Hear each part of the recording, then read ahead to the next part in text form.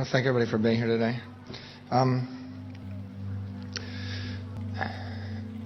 I thought I'd focus my comments on the late developments in technology and how they're impacting our society and our economy and our government and the implications on the consumer as well as decision makers and politicians. I suppose it's best to start with the big picture. Although the big picture for me was punctuated this morning by this profound sense of disruption and anxiety I felt when I woke up and I looked around the room.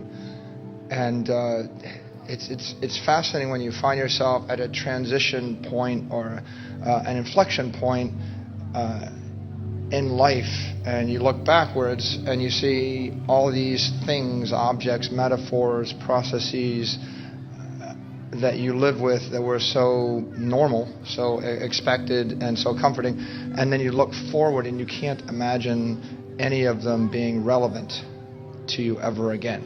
So I guess it's that sense you have when you transition from your life as a high school student to your life as a college student. You leave behind everything that you knew in your world, and you move into a new world where everything is different and strange. And that's what I felt this morning. I got up, I looked around, and I saw a computer. And I thought to myself, since I got an iPad, I've probably sat down at a computer 2% as often. My usage of a computer went from 100 hours to 2 hours.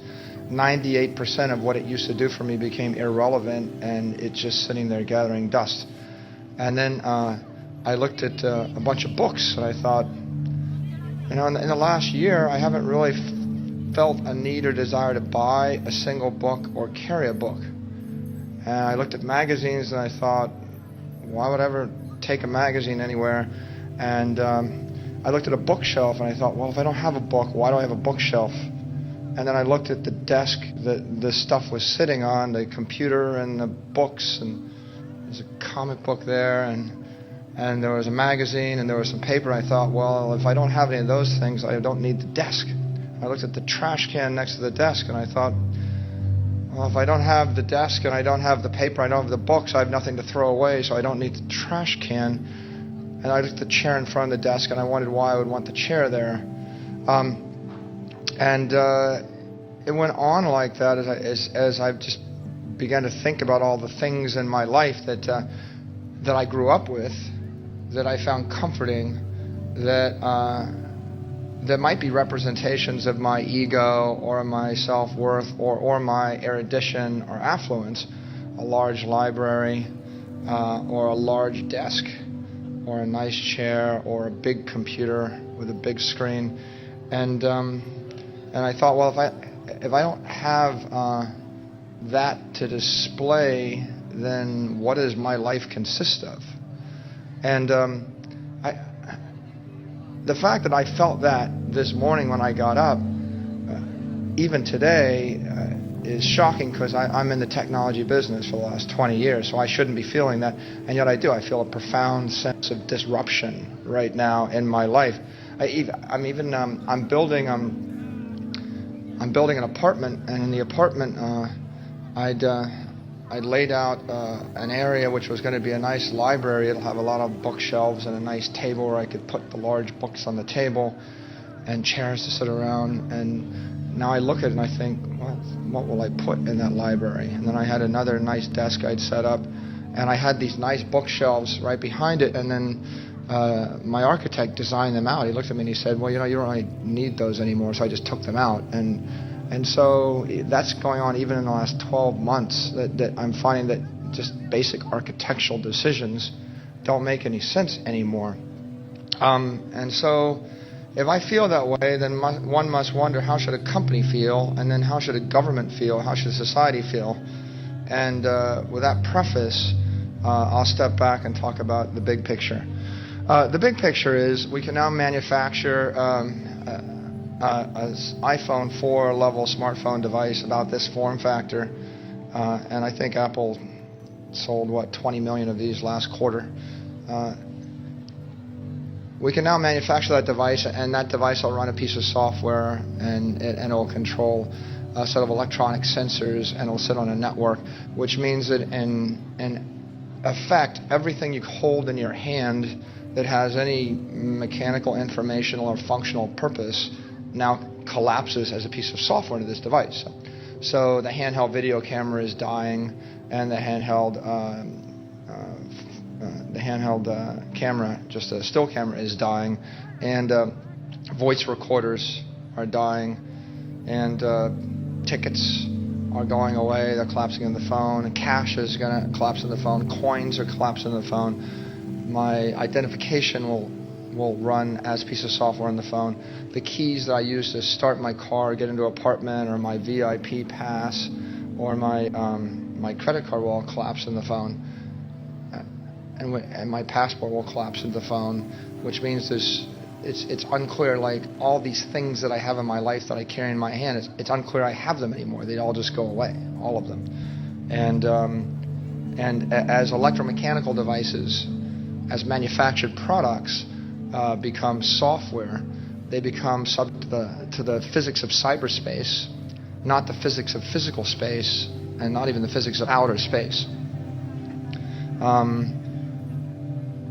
As these things become software, they also become, due to the mobile network, they become networked software. So what we're seeing is a situation where something that we thought was a disconnected electromechanical product is now collapsing into a piece of software that is networked everywhere in the world. And once that happens, the software networks and then the networks intertwine. And so what we've got is this organic process, call it magical. A bunch of keys come to life, become software, intertwine with each other, communicate to each other, and then they grow into every other software network. And then you've got this incredibly powerful, dangerous, scary, interesting thing, which takes on a life of its own, which changes the way we do business, the way we live our lives, the way we run a country. And, I give an example. Keys. On the 14th floor of our building, we have a lot of open space because we were constructing something there. There's a big table. I walked up there a few months ago, and the table was almost as long as this platform. And on the table were 14,000 keys. Little keys. We all have keys in our life. How many keys do you have? I have hundreds of keys in my life. They're stacked up neatly. I looked at them and I scratched my head. It turns out, of course, there are 4 keys for every office, and there are 700 offices, and there are 4 keys for every filing cabinet. And so by the time we get done, there are like 800 stacks of 4 keys. It just goes on and on and on and on. And I just, being the, what would be destructive, malicious, creative thinker that I am, I just imagine like tripping and knocking the table over and having all the keys fly onto the floor and having all 16,000 of them just jumble. Right? And then I shook my head and I thought, why do we need these keys? So if I put the right electronic lock on a door and I put the right software on a phone, the phone becomes the key. I just click on something, the phone unlocks the door, at which point all the keys go away. But if I can unlock a door or start a car with a piece of software, then the software sits on a mobile network and the software can talk to a server, at which point you can have a central registry of a billion keys. And if you can, you probably will, because it's going to be a lot more efficient for someone to run that key server for a billion keys than it will be for 1 million or 100,000. And in fact, as you see with people like Google, if you can do it once, you should do it 1 billion times. If you do it 1 billion times, you'll probably do it 10 billion times. If you can do it that many times, you'll probably make it free.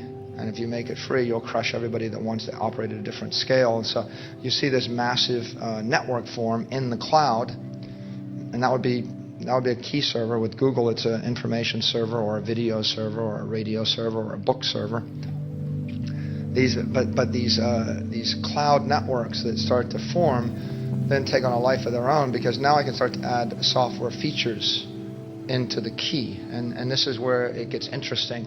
People normally think about the world in the electromechanical, physical terms, because that's the metaphor that we lived our life under for so many years. I read a comic book and I turn the page and I pick up a key and it has weight and I put it in my pocket.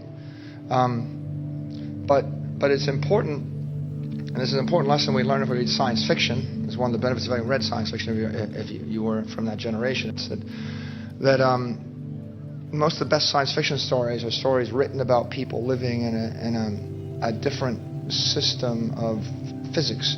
So you write a love story, but it's written in outer space at a space station. There's no gravity, right? In the scene where the man and the woman come together, they're like flying through space, flapping their wings, and that's possible to do, on the moon. And Robert Heinlein writes that book about people flying on the moon because gravity's 1/8 or whatever it is. And then they'll write another interesting story about what it means if you're on a ballistic trajectory. You make a mistake and you have the key to open the door back to the spaceship and you drop it, and in one split second it diverts, and at that point your life is over. You're never going to catch it. So a simple mistake in a physical environment, I drop something on the floor, is a nothing. I just bend over and pick it up, because in a world where there's friction and there's gravity, stuff that you drop doesn't move. But in a world where there's no friction and where the gravity goes up, you drop something, it goes away. You don't catch it. If you needed it, you're dead. Right? And so the most interesting, profound science fiction stories are stories about how, an earthling with one system of thinking goes into a new environment, makes a small mistake, and then kills himself. Right? And that was the writer's way of telling us, understand the environment you're working within. So in physical space, if you're a baseball player, you throw a baseball that goes 90 feet. And in a hydraulic system, if you jump into a swimming pool and you throw a baseball, it doesn't go 90 feet anymore. There's a lot of viscosity, a lot of friction. It goes 9, 10 feet. I never throw a baseball in a swimming pool, but try it sometime, see how far it goes. I have watched people actually, just to show their machismo, walk up to a swimming pool, take out a gun, and fire the bullet in a swimming pool. It will stop. If you fire this way, if you fire straight down, it'll probably kill the swimmer on the floor. But, that baseball pitcher, if you put him in outer space, he throws a baseball that goes 90 million miles. It doesn't go 90 feet. There's nothing to stop it, right? It'll just keep going forever. And that's science fiction, but when you get to software, right, what happens if I throw the baseball in cyberspace? Because cyberspace is not outer space. Cyberspace is something different. If I throw a baseball in cyberspace, it doesn't go 90 million miles. I mean, it goes limited to the imagination of the thrower, right? So I can throw a baseball in cyberspace, it becomes a beach ball. It splits into 10 Mercedes-Benzes. It fills itself with chocolate, drives to my front door, and elves jump out and deliver the chocolate, which morphs into gold. Right? That's what happens when you're a baseball pitcher in cyberspace. And as you can see, this is the danger, because if you're a conventional thinker, you think, the baseball is going to go 90 million miles. It's not, right? The baseball is going to become a beach ball. Now back to keys, right? If keys become software, then there's no reason to have laws of conservation, right? There's no law of conservation. There's only one physical key, but once the key becomes software, I can give the key to my brother and my sister and my wife and my child. So now the key becomes 5 keys. But also, unless I'm magical, and by the way, magic is a really interesting metaphor. Often we dismiss children and their fantasies and reading fantasy, but it turns out that probably one of the most useful things you could do is read fantasy if you want to be in the software business. Because in the world of fantasy, a necromancer casts a spell and he makes, every key in the world disappear. Or maybe the necromancer casts a spell on you and now you can't get back into your house again. Well, that works in the software world too. So if I can create a software key, I can instantiate it in 1 second, and then when I get in a fight with my friend, I can just make their key eviscerate. I can get rid of it. So what we have is the ability to, I could just let 10 of my friends drive my car, right? I've only got one set of car keys, but if the car key is software, I can go ahead and give all 10 of them the rights to start my car. And then when one of them turns out to be drunk in a bar, I can look down at my phone and say, okay, he's X'd off the list. His car keys don't work no more in 1 second. And of course, the reason that's interesting is because if it's possible to create and destroy keys in a split second, that means someone's going to do it if there's any economic value to it. And that means that if you thought you were going to be in the business of providing keys, you better think in terms of providing the most functional software key imaginable. Of course, keys in a corporate environment get interesting, right? Because I want to actually create a key that gets you into your office and gets you out of the office. And as employees come and they go, and as contractors come and go, and as information rights come and go, we need to dynamically change all those key privileges. Hence, something which was a lowbrow business, the manufacture of keys, right, which is probably done for the lowest possible cost of labor and materials somewhere in the world, now just became a very intellectual business where probably some extremely sophisticated software engineer is going to come up with a server which is going to create a much more sophisticated key. It's going to give it away 18 billion times, and then pretty soon every car or every apartment or every building on the planet is running through this key server. The good of it is that now I can never lose my car keys. If it's software on a phone, I can't ever lose anything. Right? Even if I lose the phone, I get another phone and all my stuff reloads. Right? My cash reloads, my keys reload, my driver's license and my passport, my credit cards and my VIP cards, and all my camera. You can't lose all these things if they all collapse into the same device. So that's the good of it. The bad of it is it is software now, so it's subject to laws of cyberspace. You've got to figure them out. And that's where the network intertwining becomes interesting. If I can create a piece of software that runs on a mobile phone that opens a door, and I can, then the next question is, who do I want to allow to open the door? And say presumably like your friends and family.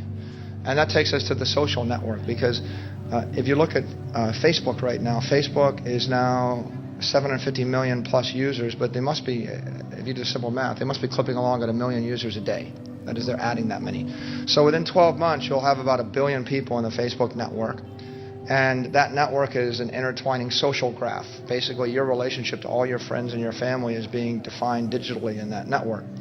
So when it comes time for me to say, I want my friends and my family to be able to open my door or start my car, then the easiest way to do it is to just name them or click them on Facebook. I've already identified them digitally.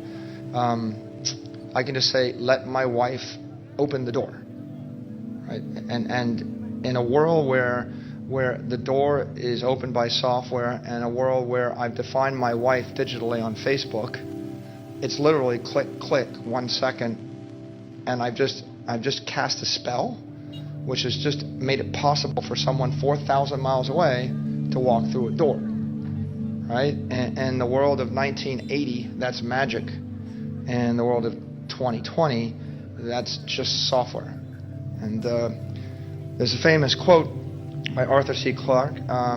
We actually put it on the back cover of our IPO prospectus in 1998, and it's never been more true today. He said, any sufficiently advanced technology is indistinguishable from magic. So in this particular case, the advanced technology is a social network that defines my friend or my brother, and then a piece of software that will open a door, and then a device in my pocket that runs that software. I put all those together, and I cast a spell, and now my wife can walk through the door 3,000 miles away. Now, what's interesting about that is the next best way to identify my wife would be maybe if I had a unique email. So then I would have to type in her email address. And if I mistype it, right, then maybe she can't get through the door. Right? Let's take a more interesting example because this will it'll illustrate the point better. If I can put cash on this phone, then I can say send $5,000 to my wife. Okay? Well, it's a lot of money. You wouldn't want it to go to the person one over from your wife. If there are 6 billion people on the planet with email address and you mistype by one letter and the 5,000 goes to you instead of you, right? That's a big problem. In fact, today you can send money via PayPal. Software runs on this smartphone, and the way you identify someone is you type in their email, and the email is like, call it 20 characters, and that is 2 orders of magnitude easier than the next best way, because the old way, the 20th century way, was I have my banker do the wire, and I need the bank account routing number, I need the bank codes, and that's about that's a one-page thing. The way it used to work was my secretary types out a one-page memo, I sign it, we fax it to a banker, the banker gets it, gives it to a clerk, the clerk types in all the routing codes, and the clerk calls me on the phone, and then I tell the clerk, yes, go ahead and wire the money, and about 8 people touch the transaction, any one of which could mess it up or just steal the money. And then if everything goes well, then the transfer takes place, and it takes about a day. The PayPal innovation was I could sit there and I could type in someone's email address, hit send, and it would take about 60 seconds. And so I guess, again, that's a lot better than a day, and instead of 5 people, it's just one person. But even then, I might type the email wrong, and when you talk about a lot of money, that's a mortifying prospect. So where the intertwining network becomes interesting, and in this case, the 2 networks are the social network and the mobile network and the payment network, right? The financial network, the mobile network, the payment network, they all come together on this device.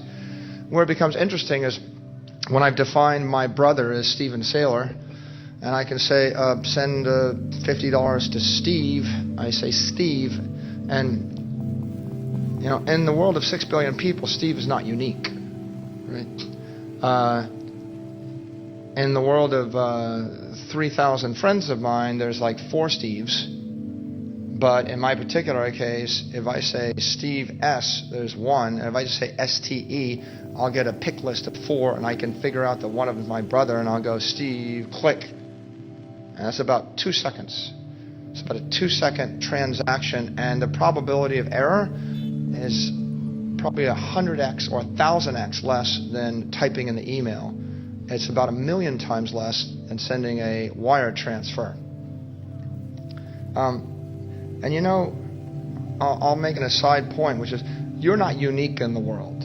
If you go to Google and you Google yourself, you'll probably find, unless you're lucky enough to have a really esoteric name, you'll probably find that there's 50 or 100 or 500 or 5,000 people just like you. It's a very humbling thing. I Google Michael Saylor. I'm not the only Michael Saylor. In fact, there's thousands of Michael Saylors on the planet. It's frightening. If I type Michael J. Saylor, I'm not the only Michael J. Saylor. Right? That's kind of humbling as well. So we really do have a challenge coming up with unique identifiers, which is why the social graph matters. I'm the only Michael J. Saylor in my world. But by the way, how many people use Facebook here? Right? Okay. How about that? Well, do you ever actually come across the conundrum of the conundrum of duality, or the doppelganger, where actually you've got a friend, Charles Smith, and then someone else friends you whose name is Charles Smith, and you stare and you're like, can I accept a second Charles Smith as a friend? I've had that, right? Where I've got like high school friends, with a name like Charles Smith, and then somebody else comes along and wants to friend me named Charles Smith, and I stare and I think, it's just kind of scary, right? It's kind of the challenge of names not being unique. I don't want to live in a world where I know 4 Charles Smiths, right? And by the way, Facebook's solution to this, and it is brilliant, is they put a picture next to every single name. And in that particular case, you really can't identify the Charles Smith without the picture, right? So it's actually kind of psychologically comforting every time a message comes in and actually see the picture next to the name. It makes a big difference.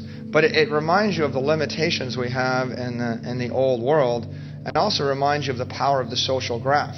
Because the likelihood that any of a billion people have more than one friend named Charles Smith is extremely low, because people just don't like to have two Charles Smiths. Like, I will not, out of principle, befriend another Robert Epstein. I want you to know. You're the only Bob Epstein in my life. Even if the other one's better looking, or richer, or charismatic. Not that could be possible. That's how people are. There's a certain loyalty in this particular case. But what's that mean with regard to cash? It means if I want to make cash into a piece of software, and I want to move it around, then if I cross the cash network into the social network, then I can say, send $50 to each member of my family. And by the way, I can say it.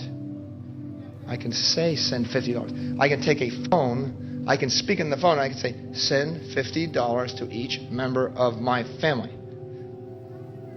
Now, backtrack 30 years, that's magic.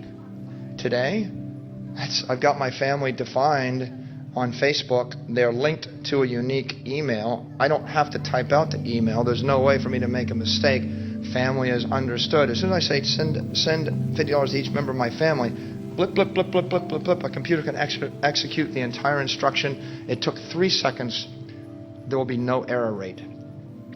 If I can say send $50 to everybody in my family, I can say let my family into my house. I can say it, right?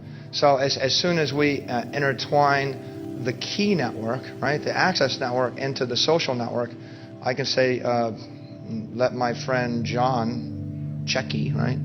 But John Checky is not unique in the universe, but John Checky is unique in my universe. I can say, let my friend John or Johnny C or whatever, let him drive my car. Magic. It's a spell. It's not really a spell. Just a piece of software at work. But at the point that you understand that something is about to become software, and at the point that software becomes networked, and at the point that the network becomes sufficiently powerful, and then when someone comes up with a second network and they open the network, and in this particular case, Facebook is an open network, right? That the genius of Zuckerberg is not just that he created a cool free application that posts your photos and tag your friends. The genius is he actually opened up the API so that we can actually intertwine that network with other networks. I can have a computer program go and synchronize on that network in real time, and I could use that synchronized network to create an intelligent money network, or an intelligent travel network, or an intelligent entertainment network. And I think as other software developers, as they study that, they'll realize that the most powerful idea in the world right now is intertwining software networks, right? The interoperable software networks. The social graph drops the impedance to move stuff around in the world by orders and orders of magnitude. It's just, think of it as superconducting. For those of you who want a physical metaphor, when we get to a certain point, things superconduct and you get resonance, and it's not just twice as good, it's not 20 times as good, it's 20 million times as good, right? And so the social network creates this impedance drop. Stuff moves, as I illustrated, right? Money could move. Well, messages move, right? I can say, tell John Checky where I live. I can say, invite all my friends to my birthday party, right? I can do that in Facebook. Literally, that instruction, invite my friends to my birthday party. And I can do that in 5 seconds or 10 seconds. Hence, it makes a lot more sense to send out invitations over the Facebook network.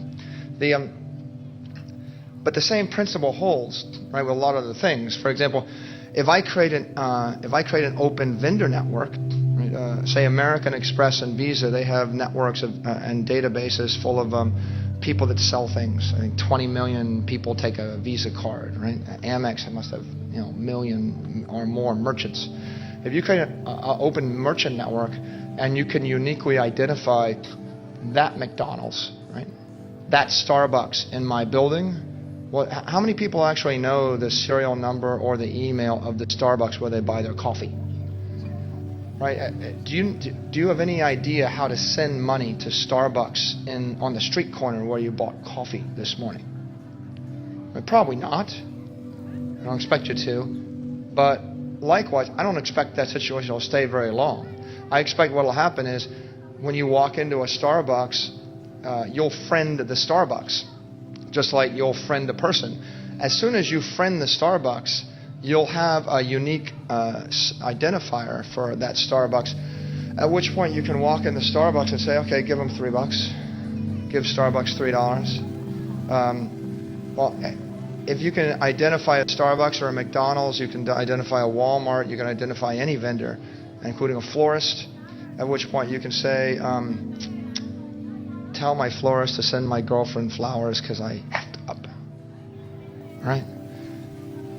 In the same way that you can say, invite my brother, to my birthday party. So if you get to the point where you've got that, and we will have that, we will have an interoperating merchant network sometime in the next few years. It's unclear who will dominate that market. I mean, Google might make a play, Facebook might make a play, Amex or Visa could go for it. At this point, you're really just limited by your vision. If you wish to maintain a closed network where no one can interoperate with you, then you'll become increasingly marginalized in the economy. And if you create an open network where people can and they adopt your APIs, your programming interfaces, then you'll become more and more influential. And companies that understand software get it. Hardware companies don't quite get it. But at the point that we got that, if I can create an interoperating merchant network, then I can say, give my 14 friends, free cafe lattes for the month. Again, magic spell. Cast a piece of magic. Can't do it. You can't do it in the physical world 2 years ago. How would you do it? Like buy gift certificates. The electromechanical way. You go and you buy 50 gift cards and you put them in envelopes and you mail them to people and they take them out and they put them in their pocket and they carry them around and hopefully they don't lose them and they got lattes for a month, sort of. It's very cumbersome and cluttered. But in a world where a gift card is software, right? And the software moves around, and then your view is different. At that point, you just cast the spell down the social network and the merchant network. Sit back and let the funds flow through your payment network. And it seems kind of goofy, but it's going to happen. It's happening right now. And if you put those things together and you're looking for a moniker or a rubric for them, I would offer the metaphor of the friendly application. Friendly is about to become a technical term. It's been a casual, colloquial term up until now, but when I use the word friendly, what I mean is a piece of software or a software program which is mobile and social and personal, such that it's tapping into the mobile network and the social network in real time. So, for example, what is a friendly credit card? Well, a friendly credit card is a credit card that runs a piece of software. I put it on my phone, and then I can say, go ahead and give a $500 credit line to my brother and a $1,000 credit line to my sister, and I'm taking those 10 kids on a field trip. Go ahead and give them each $20 for lunch.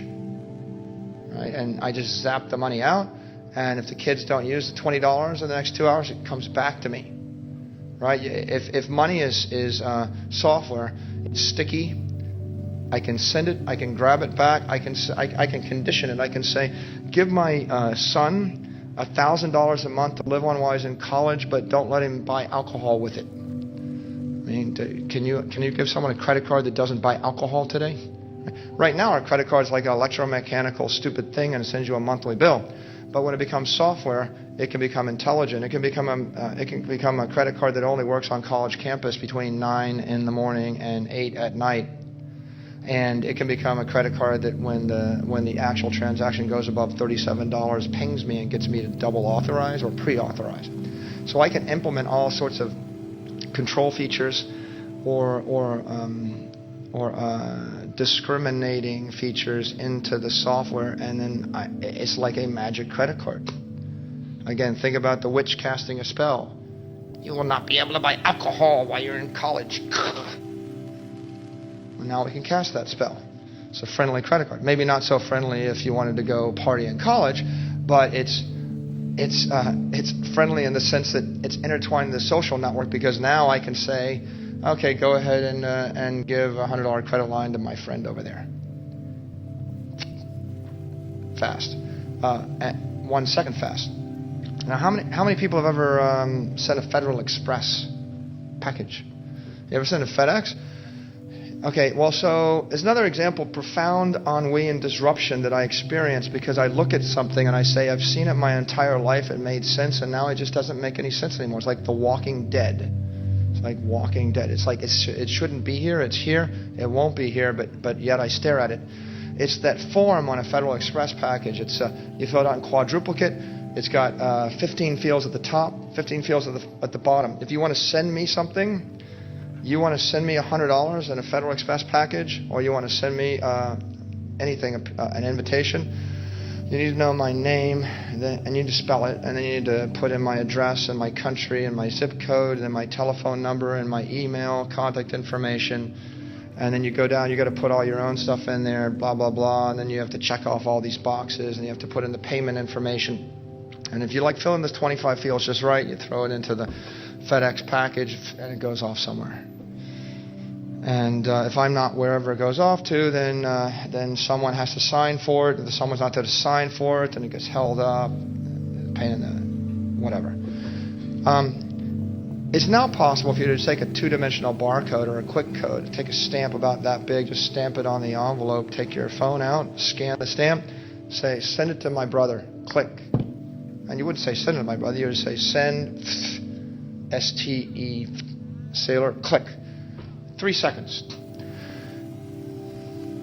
Now, how does the world get different? Well, first of all, it just took 3 seconds for me instead of taking about 10 minutes. But second, I don't have to know anything. I don't have to know where my brother lives. My brother has to know where he lives. I don't have to know. Because it's networked. I don't have to remember my payment information. And 1 second after I click that button, my brother knows the package is coming. My brother could be in Paris. He could elect to have the package rerouted to where he is. I could send the package collect, and there's a lot of things I can't do. I can't send anthrax to somebody I don't know. I can't send a bomb to somebody I don't know. If you have to know someone, right, how do you actually use mail as an instrument of terror? I can send it collect. I can actually send it to my brother at the family home and let anybody in the family sign for it. I can let everybody in the family know it's coming. I don't need the paper form. I don't need to fill it out in triplicate, and I can know, or quadruplicate. I know where the package is at all times. In fact, that's just a consumer benefit. Look at it from the shipper's point of view, right? I know instantly, every single point on the network where I'm shipping anything, and I understand the characteristics. I can create entirely new sets of offerings that people might value, including I send a collect, and my brother looks and he says, well, my brother never sends me anything important, so I'll wait 2 weeks and we can send it low priority mail. Don't have to make it high priority mail, and I'll pay $3 instead of paying $32 to get it quickly. You can't imagine, right? At the point that you can put a single stamp and scan something in 4 seconds and send it, you can't really imagine anybody ever wanting to fill out 25 fields in quadruplicate anymore, ever. But if that's the case, right, I don't need the form, I don't need the quadruplicate, I don't need the pen. All these things in my life just disappear. Of course, if you're aggressive enough, you say, well, what was in the package in the first place, right? Because if it's a bunch of paper, we don't need to zip the package, right? Because it takes me to my next point. everything I'm describing here, I describe in the context of a smartphone, but in fact, the more revolutionary device is the iPad and the tablet computer, because the tablet computer converted everything we read or view into software. So the magazine is software, the newspaper is software, the book is software, the textbook is software, television is software, games are software. These things used to be manufactured things. There won't be any more checkerboards. You know, I have all these games on my iPad. You can play Monopoly on an iPad. There won't be any more manufactured newspapers. We've crossed this inflection point where, and it's always one of those things where some people, they see it, some people don't get it. It's back to my example in outer space. You know, if you need the hammer and you drop the hammer and it's there and your arm reaches this far, but you're diverging like this, you're going to die. And at that point, in that split second, by the way, it might take you 72 hours to die. In the first second, though, a person that understands physics knows you're dead. Right? In that first second. And then it's just a long, drawn-out process through which the stupid person figures out they're dead. But the smart person knows in the first second. The same is true. The same is true with the iPad and books, whereas Apple sold 40 million iPads. There's 5 billion literate people on the planet. Okay, so, well, they've sold 1% of those literate people. It's pretty obvious that the number's going to all of them. It's pretty evident. We've reached an inflection point where it's now cheaper to learn to read on a tablet computer than it is to learn to read on paper. Okay, how many people have ever read The Economist on an iPad? Have you seen it? The Economist on an iPad? The Economist has a feature where you download the magazine, you click on a button, and it reads itself. And it doesn't read itself in like little machine language. It reads itself in the voice of a beautiful British actress. You know, you kind of want to listen. It's kind of a sexy reading. But you can't help but think, if The Economist reads itself on an iPad, then doesn't that mean that when my eyes go bad at age 55, my only real choice is to read on the iPad? And then the next thought is, if The Economist reads itself on an iPad, that means it pronounces all those long words. And doesn't that mean that if I'm like 12 years old, it'll teach me how to pronounce the word? And then you think, well, wait a minute. If The Economist reads itself on an iPad, doesn't that mean it can read itself to a 4-year-old? And then finally you start thinking, well, if The Economist reads itself on an iPad, doesn't that mean that the tablet computer can teach my kid to read? Now tell me, how many children on the face of the earth, you know, are children of parents with enough money that they can hire a tutor full time to read to the child 12 hours a day? Individually. Start and stop when they want and answer questions. Right? The answer is, in the history of the world, 0.1% of the children ever got that kind of attention. And now with a tablet computer, the tablet will teach you to read. It will teach you to read. Right? It's a very, very, very powerful statement. People don't really dwell on it yet. But once you've seen it, once you've seen something like that, you realize you would be derelict in your duty as a parent to not give your kid one. There are other programs. There's a program called Cut the Rope on an iPad. It teaches you physics and it teaches you mechanical engineering and principles of moment of inertia. And you see all these very interesting machines with moving parts operating in gravitational fields with bubbles that float up, and there's viscosity and again there's rotational dynamics. Well, you start by playing the game because the rope's swinging and you're trying to cut the rope and the thing swings back and forth. And the first puzzles are simple, and then they get harder and they get harder and they get harder, and then the thing starts moving and the frame of reference starts changing. And then at some point, adults start to be challenged, but the kids just keep going, right? The kids just go through the 87 levels. Well, I went to MIT and I studied mechanical engineering, and I stared at it and I thought, there are a lot of things that this game teaches you I didn't really figure out until I was a junior in college. And then you start thinking, Well, if a 6-year-old starts to figure this stuff out, right? If I can create an electromechanical lab, with alternating physical frames of reference, and I can give it to a 6-year-old and let them learn at their own rate, how much smarter are these kids going to be? Right? How much faster are they going to learn? No one's going to be constrained by the availability of laboratories or tutorial tools or teachers. Right now, the traditional electromechanical conventions, they ration resources.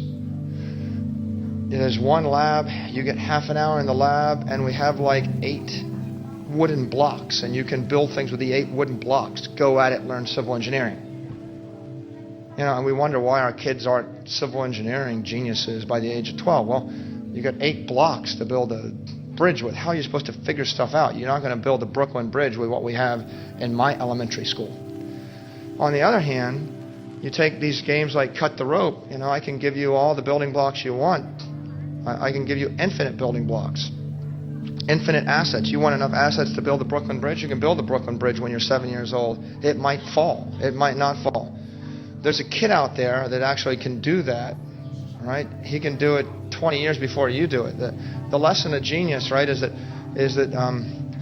the genius isn't just twice as good or 5 times as good or 10 times as good. The genius is 1,000,000 times as good as the next person, right? Isaac Newton knew more about calculus and invented more than 99.99% of everybody on Earth knows today, 300 years later, right? He just ripped it out of the ether.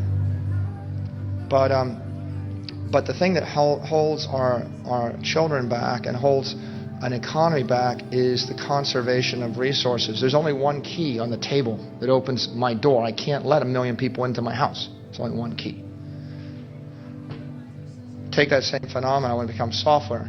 This is something you see in the gaming world. It's something I struggled with for a while. Why is Zynga so successful?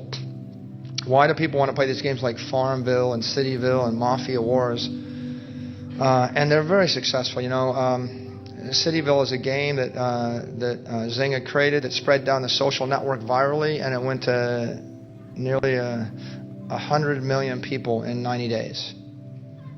Right? Never in the history of the world we ever move a game to 100 million people in 3 months, but they did it. And that was because it's software, it's non-conservative, it went down the social graph, so it went virally very rapidly. But the question is, why do people want to play that game? And I thought about it for a while, and then at some point the answer became pretty clear, which is, in the physical world, there's a conservation of resources. There's only one mayor in D.C. There's only one president. There's only one guy in charge of the Air Force. If you're lucky enough to have a yacht, you can float it around. Not everybody can have a yacht. If you're lucky enough to have a plane, that's great. You spend your time designing your plane, you fly it from here to there. There aren't enough planes to go around. There's not enough of anything to go around in the physical world. Therefore, we don't let kids sit around thinking about how to be city planners of San Francisco. You can't have your own city. But in the gaming world, in the virtual world, you can have your own city. You can have your own city. You can be the mayor, and you can make these decisions. You can decide where you want the highways to go. In D.C., we've got the Dulles Toll Road thing. We've got one big project. There's one project. There's one project that's interesting. That means someone gets to make a decision. But in the virtual world, 20 million people can have their own city. 20 million projects. They can all make a decision. And to the extent that that's ego gratifying, right? In the world of Mafia Wars, you can have 37 assassins working for you. You get infinite machine guns. You can kill as many people as you want. Of course it's fun. I don't know if it's fun to be a real Mafia Don, but the point is it's engaging. Nobody says, I'm bored with my life. And it's probably educational. And the same is true with all these other things we do in the real world. There's a limited number of spots for CEOs, and there's a limited number of spots for mayors and people with wealth and power and assets that can say, I want 500 people to go in that direction, or I want to launch a war in that direction. It's limited. But in the virtual world, it's unlimited. So coming back to the issue of education, if you can actually create a virtual lab, I can give you as much material as you want. You can construct your own building and watch it collapse. I can give you as many people. I can give you as much energy as you want. What happens if I triple the amount of voltage to that chainsaw? Okay, well, it's kind of hard to run that experiment in the real world. In the virtual world, it's not so hard, right? You want to learn electromechanics, you'll learn it pretty quickly when I just give you all those tools. As that stuff becomes software, we break the conservation rule. There's no conservation of energy, no conservation of mass, and it's the same thing, right? With my virtual key, I can now let 1 million people into my apartment, right? Or at least give 1 million keys out or take them back.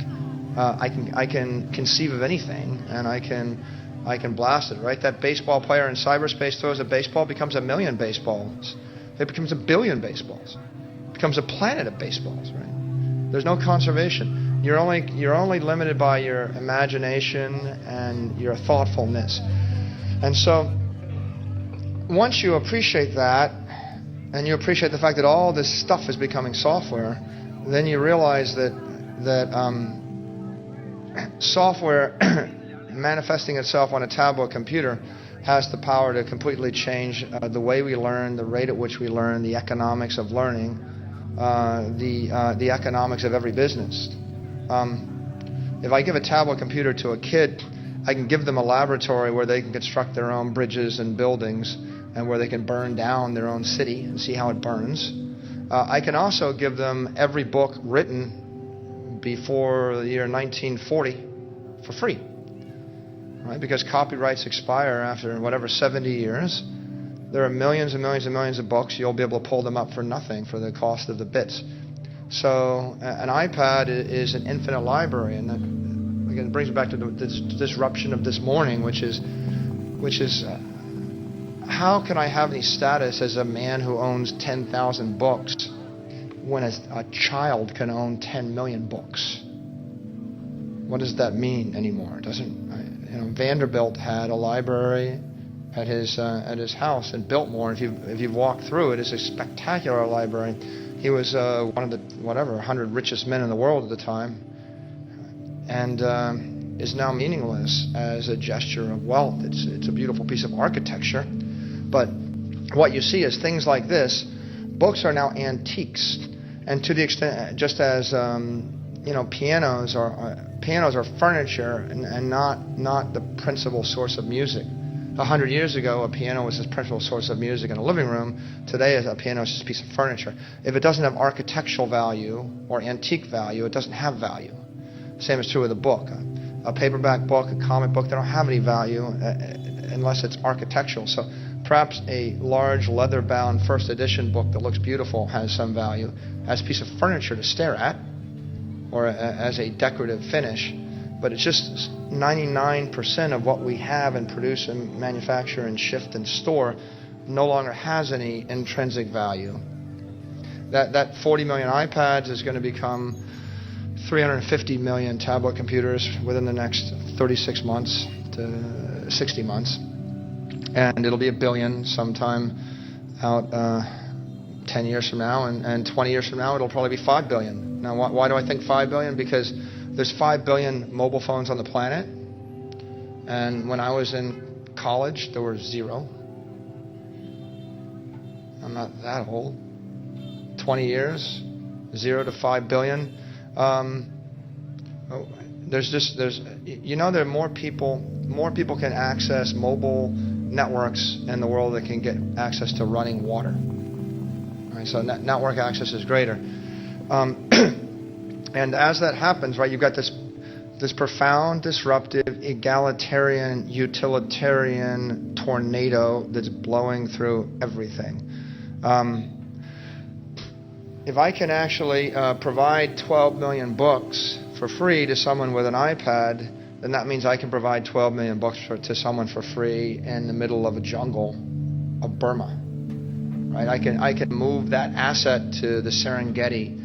If I can provide you with a service, I can provide you interactive video consultation as a doctor.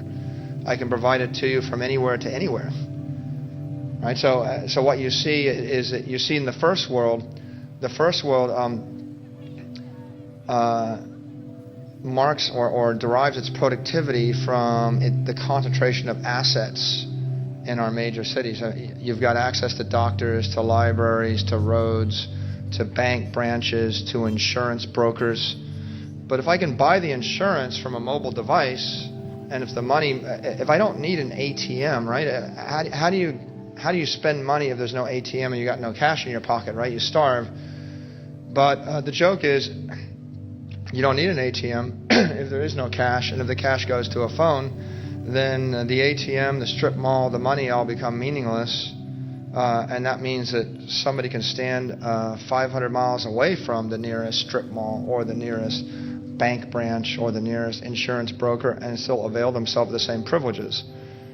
In fact, it used to be a pain in the ass to travel to Europe because you can't get the newspaper.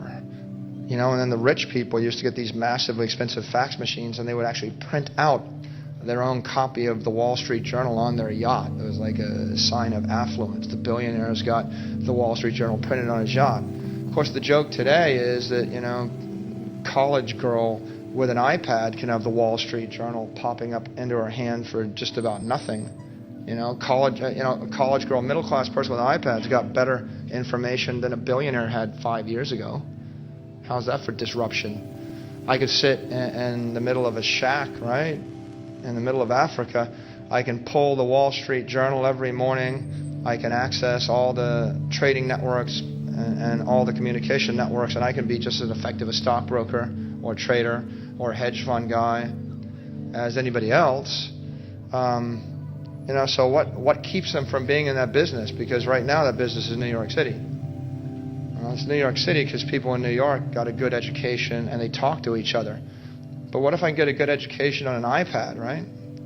If I can automate education or project it, then maybe people that don't live in the first world can get just as educated as people that do. By the way, the other reason they don't get educated is it costs $250,000 to go to Harvard, and they don't have $250,000. But if you break down what the real cost is, right, the $250,000 going to Harvard is for the bricks and the mortar and the teacher and the textbooks. And what if that stuff just doesn't matter? Right? There's an example of a Stanford AI class.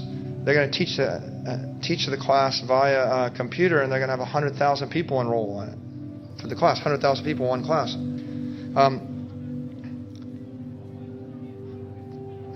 Alan Turing proposed the Turing test. He said the way you know that you've got artificial intelligence is if you put the computer behind the screen, you put a person behind the screen, and you start asking questions, you can't tell who's who. You can't tell the difference. If I can't tell that you're not intelligent, then maybe you are intelligent. Okay, and Google brings that to life in the following way. If I have a question. Or let's say if you have a question and you had a choice, ask Google or ask me, who would you ask? You know, you can ask the wrong question to Google and it will give you the right answer. Right? They're that smart, right? You'll say, well, how do you spell, you know, or what's the score in the Seattle Capitals hockey game? And they'll say, did you mean the Washington Capitals hockey game? You know, because of course they can figure that out statistically. If you have enough information, enough computer power, the computer starts to get intelligent. And so when it comes to education, once you've uploaded someone's lectures and you've uploaded answers to questions, and you've got enough of that stuff, if you index it enough, you can engage in a conversation which is almost impossible to discern from the conversation you have with a real person.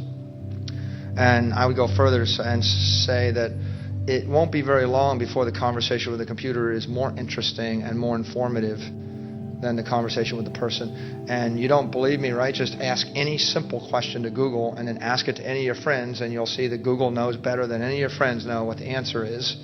And as these data types get more articulate, as we start to put more video and more structured content online, then that will be even more so the case. As that happens, right, then we're back to the question of what kind of assets do we really need in the world to get educated, right? Do we need a desk to put books on, and do we need to have paper, and do we need to have printers, and do we need to have computers, and Do we need to have people walking around and trash cans and janitors and dormitories? I mean, all these things. Do we really need all this stuff? That Cut the Rope game, you download that game, and I'll tell you, that Cut the Rope game actually is more educational than just about any laboratory I saw, and I went to the most expensive engineering school on earth. And that Cut the Rope game is actually more didactic, right? And so that's it's humbling. But again, it's back to like why I woke up this morning. I had that sense of frustration, or not frustration, but anxiety, which is everything in my world looking back, looks to me to be rusting, obsolescent, becoming more and more irrelevant. The laboratories and the bricks in the school and the big columns and the desks and the lecture halls and the libraries, all the stuff that is the crutch that makes me feel that I was educated or I have assets or I have wealth or self-worth, all that's becoming irrelevant because the assets are being liquefied into software. The software is running across all these mobile devices, and then the power, the electricity is coming out of the cloud. And I think I'll probably end with that point before I take questions. And the point with the cloud is if I can put online a database that answers your questions and I can serve up to 1 million people, I might as well serve it up to 1 billion people. And if you look at the significance of the cloud, well, the cloud has basically allowed computational server power and information to leap outside of the proprietary domain of the institution, and it has thrown it into the public domain where it's available to everyone. And let's take examples like New Yorkers are advantaged, but because they have access to the New York Library, it's a proprietary edge. They can go to the library and get a book. But when Google digitizes all the books, New Yorkers don't have a library advantage anymore. In fact, at that point, the poor kid in Burma can get the book faster and easier on the iPad than the New Yorker can. So the balance shifted, and the institutional advantage of storing all the information in the library becomes irrelevant. Likewise, if I control the Fox television network, then I have some advantage. I've got assets, right? Look at all the assets around here in the National Press Club. It's kind of hard for a 16-year-old to start their own television show when all the television broadcasting power is controlled by some institution. But YouTube is a television network in the cloud, but the profound thing about it is not a television network in the cloud for big institutions, it's for anybody. So 16-year-old girl walks through town square in Egypt and she sees something she don't like soldiers beating somebody. She takes the video like that, she hits upload and share, it goes on the social network, gets retweeted 5 times to 24 million people. The video gets uploaded to YouTube or some cloud network, and initially you need one server, then you have 27,000 people watching the video, then you have 270,000 people watching the video, then you have 14 million people watching the video. In 48 hours, there's 197,000 servers that are serving up that 16-year-old girl's program.